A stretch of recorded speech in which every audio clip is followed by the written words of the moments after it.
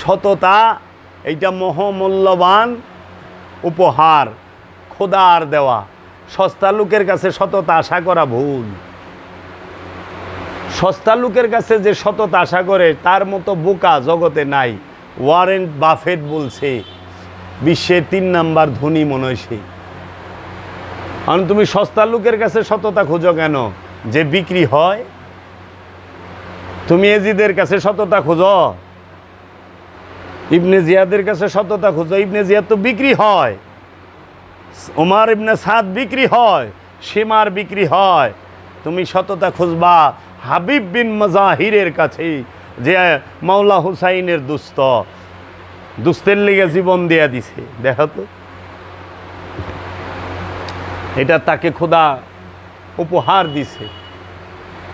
এই জন্য কিয়ামত এইটাকে বলা হয় পুনর্জন্মবাদ। কোরআনে গুরুবাদ মানে রেসালাত, আর কিয়ামত, এই দুইটা গভীরভাবে সম্পর্কযুক্ত। কিয়ামত আর রেসালাত। বাংলায় যদি কেউ গুরুবাদ, জন্মান্তরবাদ। মানে আমরা তো জন্মান্তর মানব না, আমরা যে মইরা যায়া কবরে হুমু আর জীবনে উঠব না, মনকার ডাকিরাইসা উঠাইব চাচা মিয়া উঠেন। 4টা প্রশ্নের জবাব দেন, 3টা প্রশ্নের জবাব দেন। 3টা প্রশ্ন করবো না? মান রাব্বুকা, মান দিনুকা, মান নবিউকা। আচ্ছা, নবিউকা তো কইব না, মা কুনতু তাকুলু হাজার রাজুল, তুমি তোমার রসুল সম্পর্কে কি ধারণা করতা? 3টা প্রশ্ন করব। এখন কথা হইল, প্রশ্নটা করবো কারে? মরা লাশে রে না জীবিত নফসে রে? কোনটা রে? উত্তর কি নফসে দিব না লাশে দিব? লাশে উত্তর দেয়। লাশে উত্তর দিলে তো যখন এলাকার মানুষ আইসা লাশের কাপড় খুলে, ওই বেটা কি করস, তোর কি শরম লজ্জা নাই? আমি তোর চাচা লাগি, তুই আমার কাপড় খুলস? এলাকার মানুষ গোসল দেয় না? বাইস্তেরা, বাইকনেরা, ভাই বেড়াদাররা, দাদা নানারা গোসল দেয় না? মেয়েদেরকে, মেয়েরা ওই যে নাতি নাতকুররা, বইনেরা করায়। তো এমন কোন জায়গা আছে যে এই জায়গায় বেলেট চালায় না? মোরায় কথা কয়? কে কথা কয় না? কারণ ওটা তো মরা লাশ, ওনে নফস নাই। কথা তো কইব নফসে, লজ্জা তো পাইব নফসে, স্বাদ নিব নফসে, দেখব নফসে, শুনবো নফসে, খাইব নফসে, হাঁটবো নফসে, বলবো নফসে, সব নফসে করে। এর লেগে নফস নাই। লঙ্গি খোলাইলেও কিছু কয় না, উপতা করলেও কিছু কয় না, শীত করলেও কিছু কয় না, গেটি ধরে ঘুরাইলেও কিছু কয় না। এক ডিবে আতর এক সুটে বুগল তলায় মাইকা দেয়, হাই হাই রে, কিচ্ছু কয় না।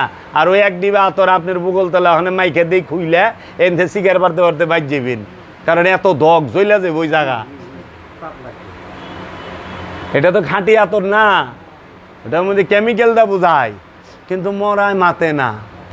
যে হারে করপুল ঢুকায়, আচ্ছা আপনার মধ্যে অনেক নফস আছে, নাকদা তুলা ঢুকাই ফাটাইয়া দিব সটকে না, কি করস তুই, আমরা মারবি নি?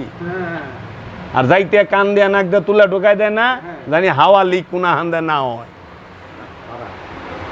ভালো করে আটকায়। হ্যাঁ,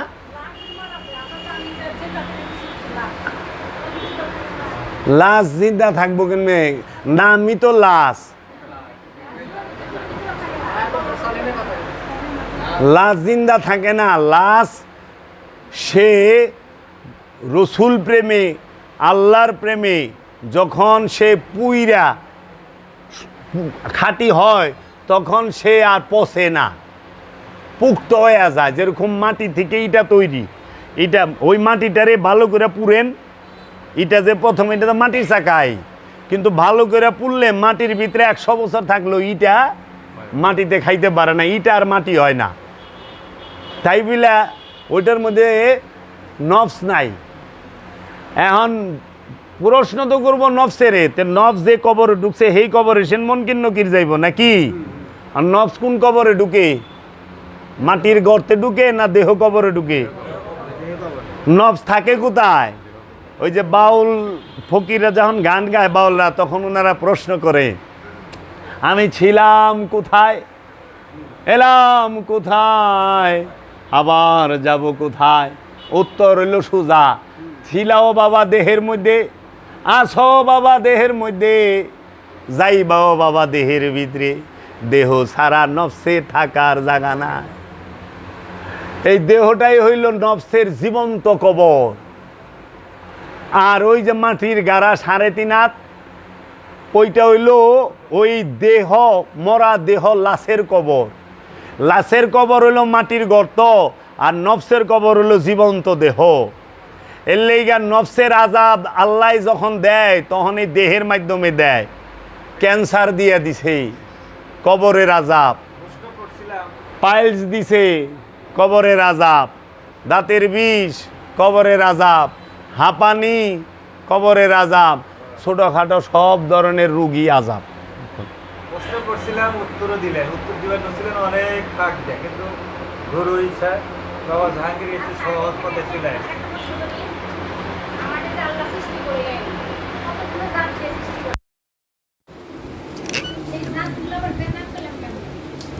আল্লাহ আপনার জাতকে সৃষ্টি করছে না সিফাত দিয়ে সৃষ্টি করছে? আল্লাহ সৃষ্টি করছে গুণ দিয়া, সিফাত দিয়া। এই সিফাতকে আপনি নষ্ট করছেন, গুণাবলী নষ্ট হয়। জাত দিয়া তো আপনি সৃষ্টি করে নাই, আপনি নিজেই কইছেন জাত সৃষ্টি না, জাত হইল স্রষ্টা। সিফাত হইল সৃষ্টি, সিফাত সে সৃষ্টি, জাত স্রষ্টা। এর জন্য জাত সবসময় সৃষ্টি করে। আল্লাহ স্রষ্টা, রব স্রষ্টা, মুহাম্মদ সাল্লাল্লাহু আলাইহি ওয়াসাল্লাম স্রষ্টা। আল্লাহর প্রকাশিত বিকাশিত রূপের অপর নামই মুহাম্মদ। আল্লাহ যখন প্রকাশ হয় তখন তাকে মুহাম্মদ বলে, রব যখন প্রকাশিত হয় তখন তাকে মুহাম্মদ বলে, আহাম্মদ বলে। এর জন্য মুহাম্মদের প্রশংসা, মুহাম্মদের প্রশংসা আল্লাহ করে। মুহাম্মদের প্রশংসা মানুষ করতে পারে না, কারণ মানুষ মুহাম্মদ সম্পর্কে জানেই না। তুমি যেটা জানো না তার কি প্রশংসা করবা? হ্যাঁ, তুমি আল্লাহকে জানো, আল্লাহর প্রশংসা করো।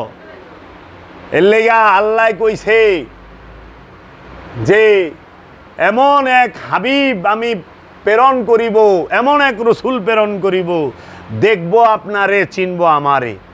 রসুল আপনার হাত আমার হাত, রসুল আপনার জবান আমার জবান, রসুল আপনার নজর আমার নজর, রসুল আপনার দিনই আমার দিন। আই হায়, আল্লাহর দিনই রসুলের দিন, রসুলের দিনই আল্লাহ।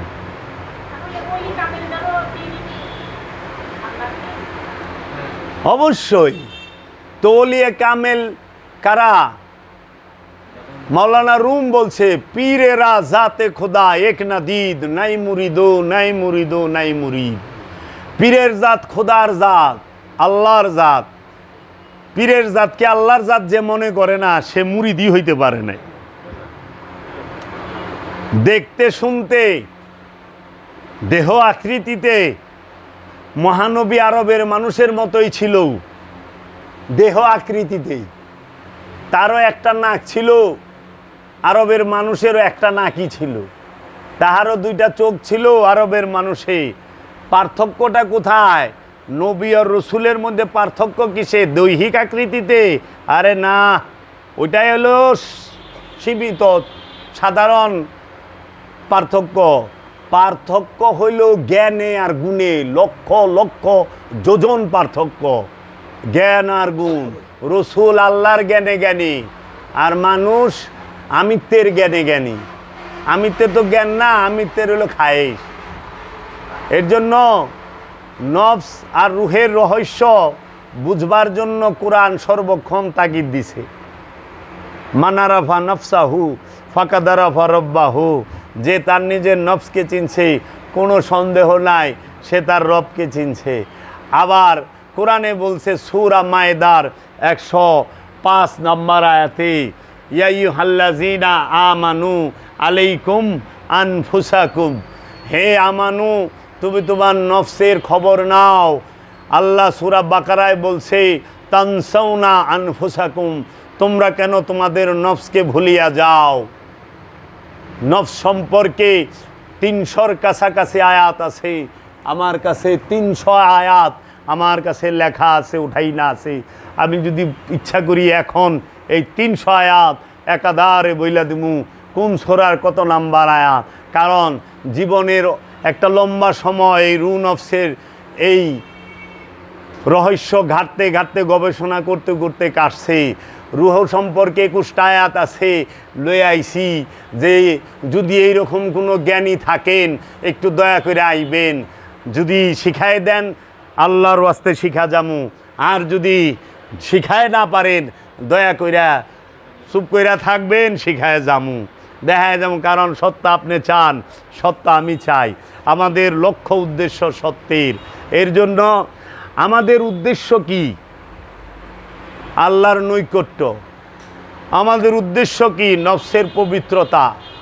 আমাদেরকে তো আল্লাহ এই বাড়ি গাড়ি এই ক্ষমতার অধিকারী হওয়ার জন্য পাঠায় নাই। আল্লাহ আমাদেরকে পাঠাইছে যে আল্লাহর রহস্য জগতের জ্ঞান অর্জনের জন্য। এই যে অনেক কতটি মানুষ আছে না পাইকারিদের বলে আল্লাহ সৃষ্টি করছে সব, আল্লাহ সব সৃষ্টি করছে। আল্লাহ সব সৃষ্টি করে নাই, আল্লাহ সর্বশ্রেষ্ঠ স্রষ্টা, আল্লাহর উপরে কোনো স্রষ্টা নাই। আল্লাহ কি এই দরজা কি আল্লাহ সৃষ্টি করছে? এই মোবাইল আল্লাহ সৃষ্টি করছে? এটা মানুষে বানাইছে। আপনি যে জুতা পরেন এই জুতা কে সৃষ্টি করলো? মানুষে করছে না? আপনি কাপড় পরেন, কাপড় তো আল্লাহ সৃষ্টি করে নাই। কিন্তু আপনার নফসটাকে আল্লাহ সৃষ্টি করছে, আপনার দেহটাকে আল্লাহ সৃষ্টি করছে। এইটা সৃষ্টি করার ক্ষমতা কেউর নাই। এর লেগে আল্লাহ হইল সর্বশ্রেষ্ঠ স্রষ্টা। আল্লাহ যা পারে অন্য কেউ তা পারে না।